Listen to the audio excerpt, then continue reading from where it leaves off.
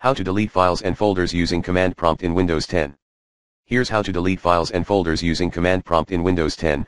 Option 1, delete the desired file, del/f/a file path with extension. Option 2, delete the desired